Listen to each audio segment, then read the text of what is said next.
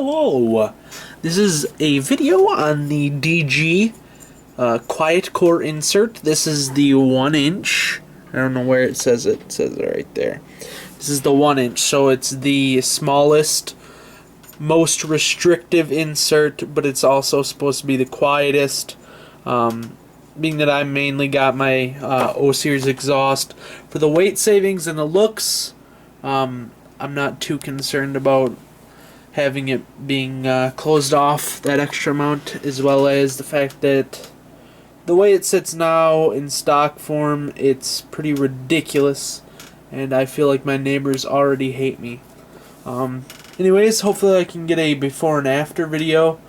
Planning on doing some other mods to the bike anyways, so I'm gonna do this video before I end up screwing something up, and then I won't be able to do anything.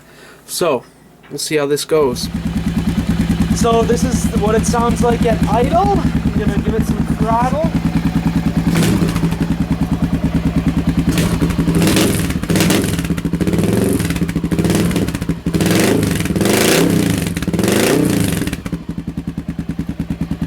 Hopefully you can hear that good enough. Now I'm gonna install the insert and we'll see what it sounds like.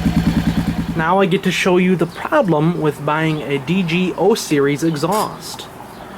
They don't plan ahead whatsoever.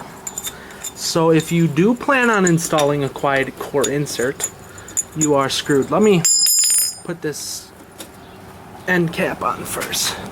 You may note some amount of thread removal in there. That's what happens when you strip screws. Okay, so nice and tight on there, as stock.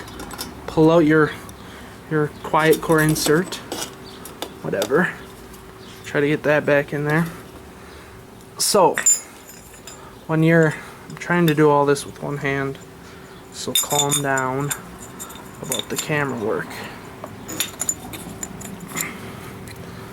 That's how it goes when you put the insert in.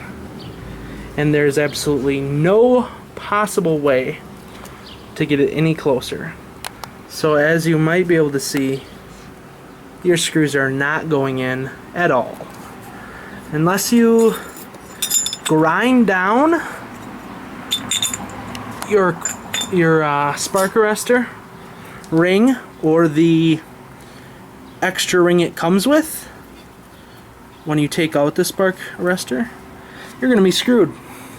So I'm going to redneck it. Hate myself already for doing this, but I am going to try to use a spacer of my own and not use their spark arrestor, because I don't do much forest work. So if I can get this in, which I cannot, this is a pain in my ass. Humidity is over 9,000 as well. Okay, so that should be captured in there, and now we should be good. But I don't know if I want to show myself right now because I'm fucking sweaty and disgusting. DG, get your shit together, okay? Get your shit together, because clearly you can't design a goddamn exhaust past the point of production. I mean, think about it. Just think about it. Unheard of. Anyways, try and start it up. Note how my face is black. This is horrible camera work, as well as looking into the viewfinder. That's how you should do it, folks. I'm gonna start it up, and we're gonna see how it sounds. If it's not any better, I'm gonna be furious, but I'm sure it'll be quieter, probably more restrictive. Let's see. Okay, now it sounds like a I don't know, farting Charmander.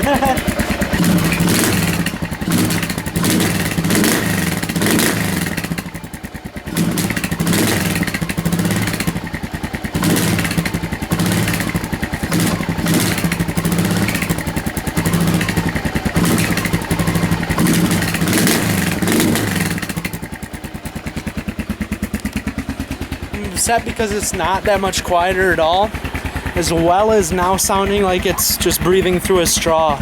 Pretty much whistles and goes stock.